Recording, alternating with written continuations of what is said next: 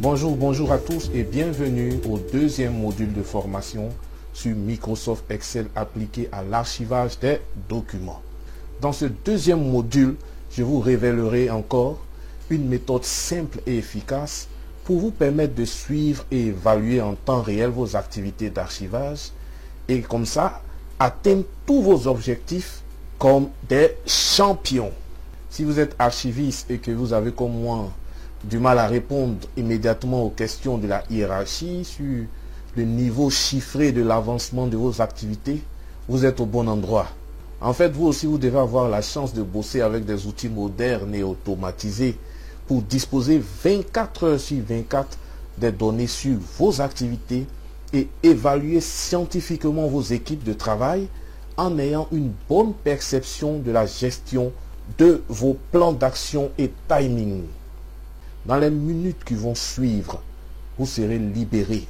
et capable de mettre en place rapidement et tout seul un système efficace et simple de suivi et évaluation de vos activités sans connaissance très poussée en informatique comme d'habitude. En plus, c'est quasiment gratuit puisque nous utiliserons encore le logiciel Excel qui est présent sur la majorité des ordinateurs. Avec des fonctionnalités simples d'Excel, nous verrons ensemble comment automatiser le suivi et évaluation des activités avec comme exemple une activité d'actualité, la numérisation de masse des documents. Vous en savez quelque chose certainement. Ce programme est riche en contenu, je vous l'assure. Il vous permettra de comprendre assez vite si vous terminez la vidéo quelques principes du suivi et évaluation et vous serez capable ainsi de les implémenter dans un système de gestion informatisé en utilisant Excel. Le suivi et évaluation permet d'améliorer la performance et d'obtenir des résultats. C'est tout simple. Son but général est de mesurer et d'évaluer la performance afin de mieux gérer le déroulement et les résultats des activités que nous menons. La démarche de suivi a essentiellement pour objectif de permettre la prise de décision en connaissance de cause, d'appuyer la responsabilité fonctionnelle, opérationnelle et l'orientation des activités en conformité aux objectifs initiaux,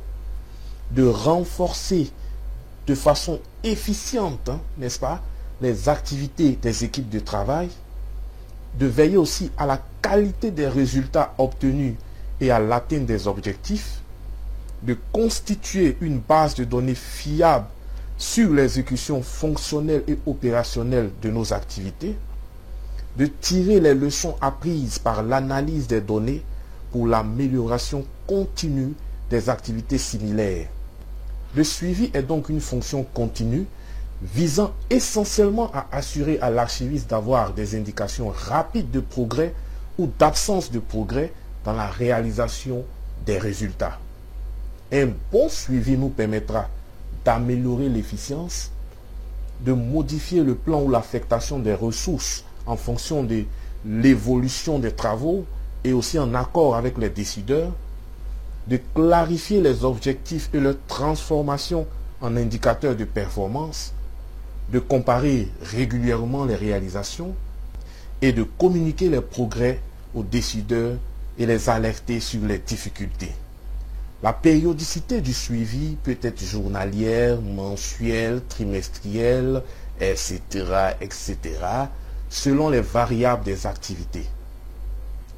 L'évaluation, quant à elle, est une opération sélective qui vise à apprécier de manière objective les progrès dans la réalisation du projet. Une bonne évaluation nous permettra d'examiner les relations causales conduisant des activités aux résultats, d'expliquer pourquoi certains résultats attendus ont été atteints ou pas, d'examiner la mise en œuvre des activités, de fournir des enseignements, notamment des formations, d'améliorer l'efficacité, les effets et l'impact des opérations à venir, d'apprécier, mesurer systématiquement les effets leviers par la recherche des causalités en utilisant des méthodes rigoureuses. Dans un prochain module, je vous le promets, nous verrons comment partir des objectifs à la définition des indicateurs de succès afin de réaliser un bon suivi et évaluation. Pour l'heure, voyons comment mettre en place notre fichier Excel de suivi et évaluation pour la gestion d'une numérisation de masse estimée à 200 boîtes d'archives à traiter par 2 personnes en 20 jours ouvrables.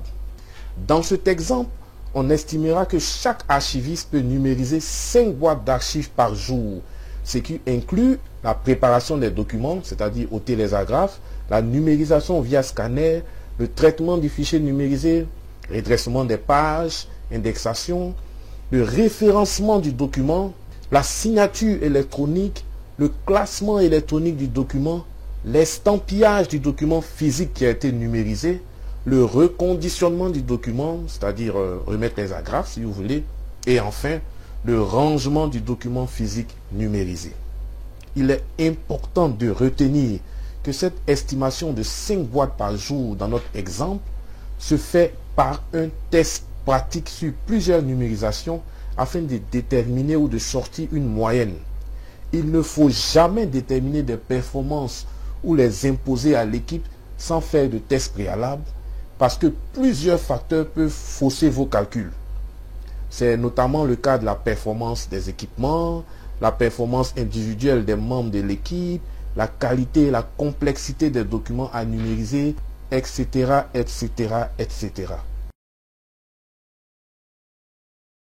Il nous permet de planifier notre travail, de définir les objectifs chiffrés de chaque membre de l'équipe, de visualiser l'avancement des travaux, d'anticiper sur les retards et de planifier les méthodes de gestion des incidents, de rapporter clairement les données sur l'avancée de l'activité et de disposer des chiffres clés à tout moment et en temps réel.